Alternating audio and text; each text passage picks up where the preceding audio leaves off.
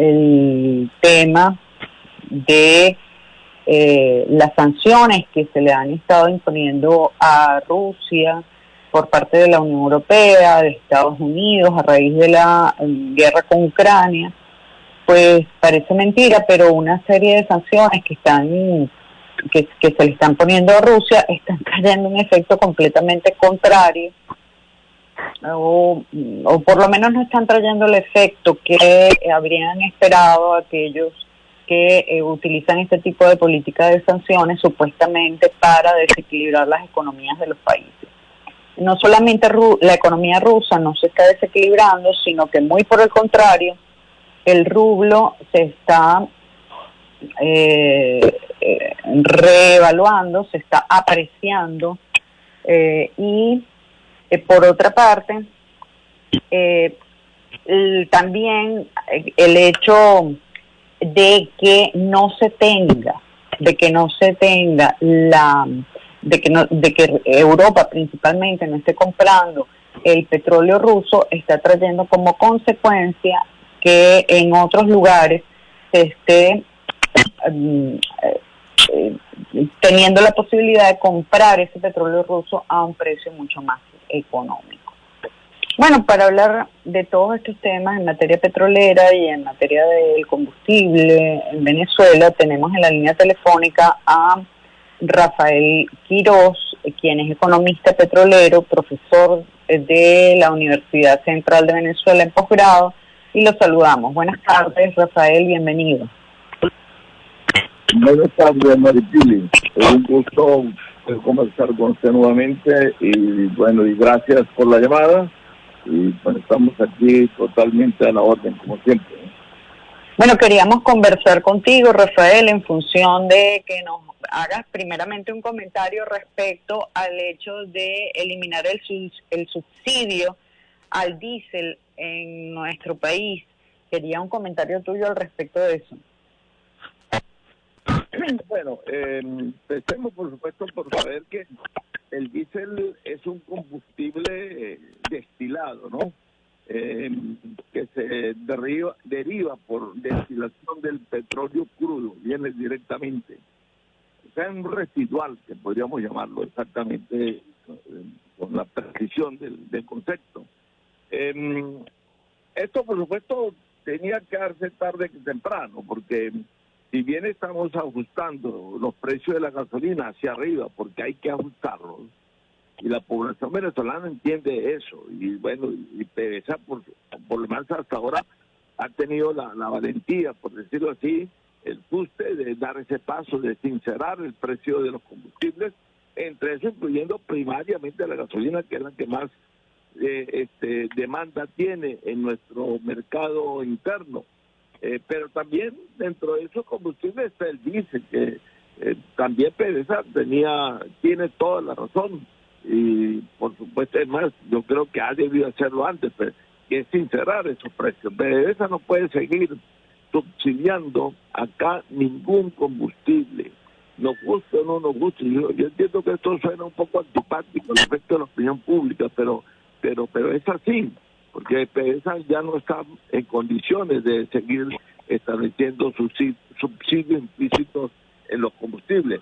Lo mismo estamos hablando, nos referimos al fuel oil, que por lo menos un combustible líquido, y también estaríamos hablando en eso del gasoil, bueno, del queroseno mismo, y el diésel, todo lo que se desprenda como derivado, como producto del crudo, a través del sistema de refinación que todo el mundo conoce o sabe, pues.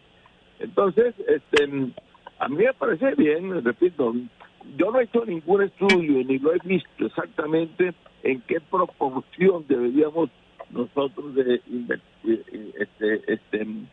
sincerar o de precisar el precio del diésel, pero yo espero y creo que PDVSA, por supuesto, tiene las personas técnicas para poder precisar con más puntualidad hasta dónde debe ir ese precio. No han explicado todavía si lo van a hacer gradualmente o va a ser un solo tajo, como dicen que se hizo. Entonces, bueno, pero refinado, pues, o este destilado, este combustible destilado, va mucho para lo que llamamos los autos con motores diésel, ¿no? Se debe así precisamente al ingeniero norteamericano de apellido Diesel que fue el que montó y fabricó tal motor. Y eso se utiliza mucho en el sector agrícola venezolano y también en el transporte colectivo y demás. Debe tener alguna repercusión, por supuesto, pero yo no creo que sea una cosa del otro mundo, y creo que todos los venezolanos estamos preparados para ello desde todo punto de vista, debido pues que hemos tenido 2 años o más, unos 4 o 5 años de padecimiento de la gasolina por razones que todos ya conocemos, ¿no? Ya, la otra cosa es que quería tu comentario con respecto a también el tema de la situación petrolera venezolana dentro del marco de todas las situaciones que se están presentando a nivel internacional con el tema petrolero. El precio del barril de petróleo ha subido de manera gigantesca, pero Venezuela no pareciera estar pudiendo aprovechar ese aumento tremendo que hay de los precios del barril de petróleo, porque la producción petrolera no se está incrementando en los niveles de expectativa que por lo menos habían anunciado desde PDVSA, desde el gobierno nacional. Entonces Venezuela se está perdiendo, por lo menos en parte, ese aumento del petróleo. Pero hay quienes dicen que esto pudiera variar un poco, sobre todo si aquellos países que han estado sancionando a Rusia con motivo de la guerra de Ucrania voltean sus ojos hacia Venezuela y eventualmente se pueden eliminar algunas de las medidas coercitivas unilaterales que se aplicaron en contra de nuestro país en el área petrolera específicamente. Habían dicho que se habían eliminado las medidas, las sanciones en contra de Venezuela la semana pasada, la semana antepasada se dijo mucho de eso, pero por lo visto todo sigue igual. Yo quería tu comentario y tu análisis de esto. Bueno, mira, Maripile, como tú sabes, yo fui uno de los que firmó, de los que suscribió la famosa Carta de los 25. Y allí planteamos nosotros la flexibilización de las medidas, no personales individuales, sino las medidas económicas que se habían tomado en relación a la industria petrolera específicamente. Bueno, eso todavía yo creo en eso, partiendo del hecho, por supuesto, de que la crisis no partió con las medidas. La crisis venía antes, mucho antes de las sanciones, perdón. Entonces venía mucho antes, pero bueno, aún así, de luego nosotros afirmamos allí que si bien las sanciones no habían originado la crisis para nada, sino que la crisis había salido antes, no es menos cierto que sí habían afectado, habían profundizado los efectos perversos de las sanciones, que tiene efectos perversos, eso nadie puede negarlo. Bueno, y que la presencia de esas sanciones pues ahondaba mucho más la situación, entonces empeoraba y no solucionaba nada para por demás. Las sanciones nunca han tenido éxito por parte de la política exterior norteamericana hacia ningún país. No lo tuvo ni hacia Libia, ni lo tuvo hacia Irak cuando lo aplicaron, ni lo ha tenido en relación a Irán actualmente, ni lo va a tener en relación a Rusia, ni lo ha tenido en relación a Venezuela. Eso ha sido un fracaso completo. Con las sanciones, Estados Unidos no ha logrado tomar ni siquiera un gobierno de Sudáfrica, por decir algo. Entonces, hay que dejar eso claro.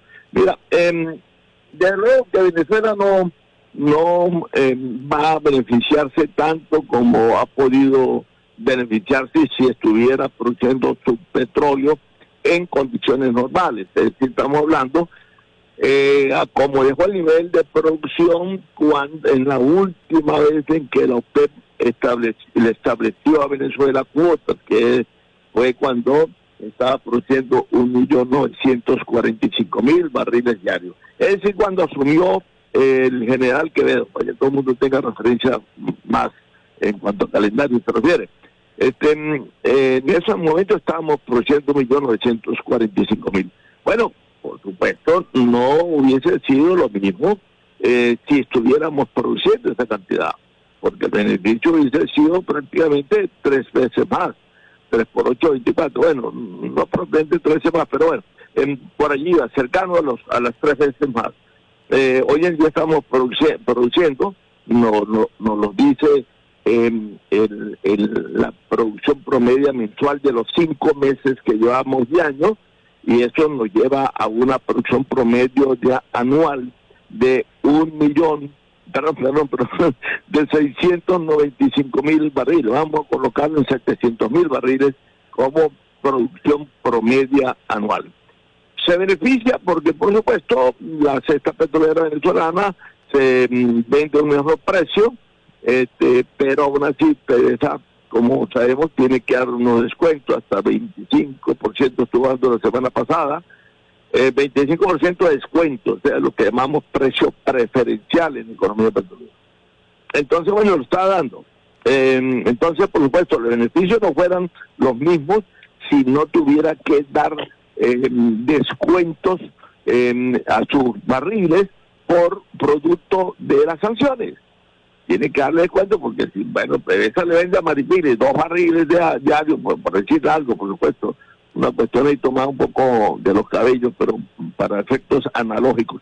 Le vende 2 barriles, bueno, Maripili compra los barriles, pero bueno, si le doy un trato preferencial en cuanto a precio, porque usted está corriendo el riesgo de que te sancionen también, pues si te captan comprándome petróleo a mí. Y entonces, ¿qué es lo que hace? Bueno, yo te doy un descuento de compensación, en compensación al riesgo que tú estás asumiendo por comprarme el crudo a mí. Entonces, ese es un efecto de sanción directa, pues.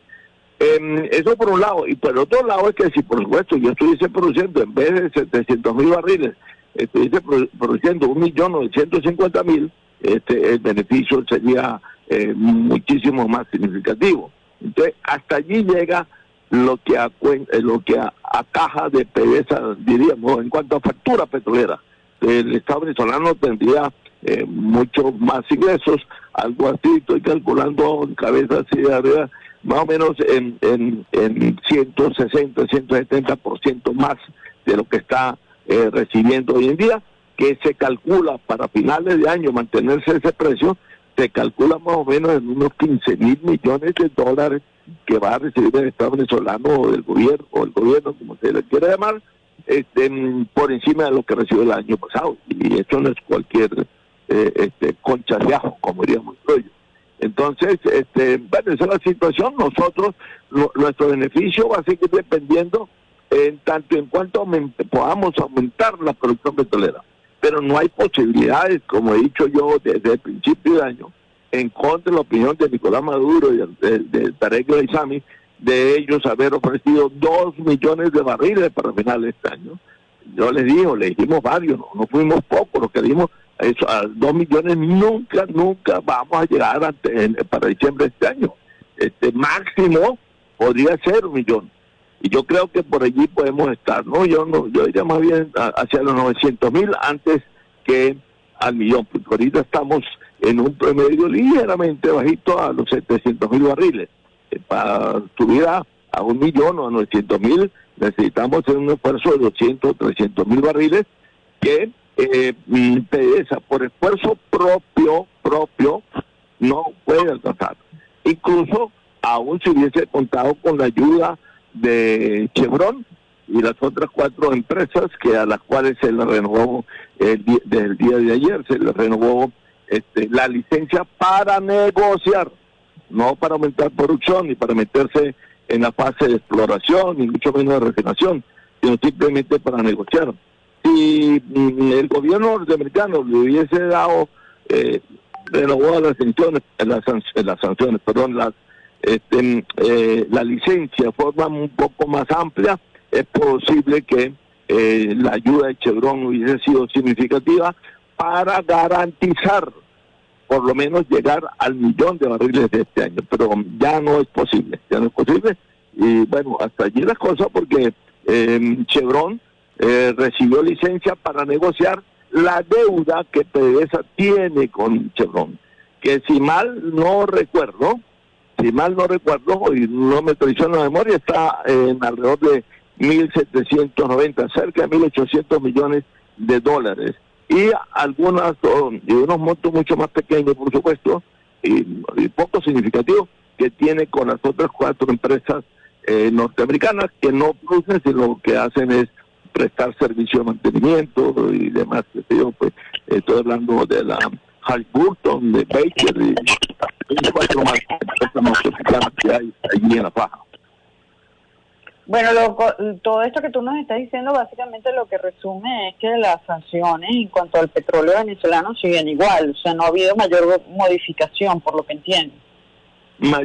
Ninguna, Maripili, ninguna modificación. Ya.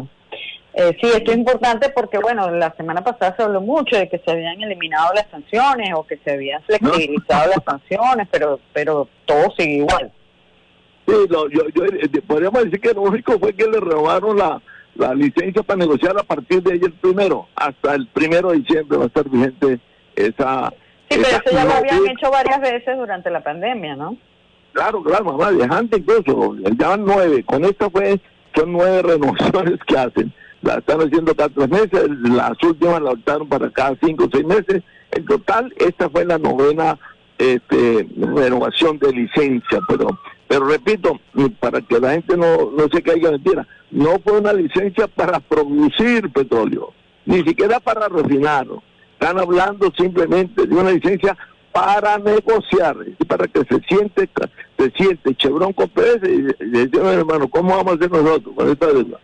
¿Hasta dónde llego yo? ¿Cómo la cosa? ¿Cómo me la va a pagar? Y demás. Pues. De hecho, por lo demás creo que llevan 2 reuniones de Chevron con PDVSA después de aprobada la renovación de dicha licencia para negociar con PDVSA. Mire, ¿tú crees que el precio del barril de petróleo va a seguir subiendo hasta cuándo? Porque está subiendo de manera gigantada. Sí, eso te lo podría decir alguien que pudiera calcular hasta cuándo va a durar la guerra Rusia-Ucrania. Claro. Mientras que permanezca esa guerra latente, Mari, es imposible que alguien, por muy estudioso que sea el tema petrolero y muy buen analista, que sea muy agudo, es difícil predecir. Como tú sabes, todos sabemos cuándo empieza una guerra, pero no cuándo termina. Y la guerra hoy está estimulada y depende precisamente del consumo petrolero. Es decir, depende básicamente de la energía. Pero esa energía tiene participación del petróleo no menos del 90%. Entonces, mientras que se mantenga la guerra y eso se mantenga allí la tensión, que revistan, que baja un poquito el nivel, o suba un poco más, o qué sé yo, más muertos, menos víctimas, lo que sea, el precio del petróleo se va a mantener en alto con tendencia, atención, con tendencia a subir en la medida en que haya menos oferta petrolera, porque seguramente va a haber menos producción, y en la medida en que haya más demanda petrolera, porque va a haber mayor consumo petrolero debido a ese factor.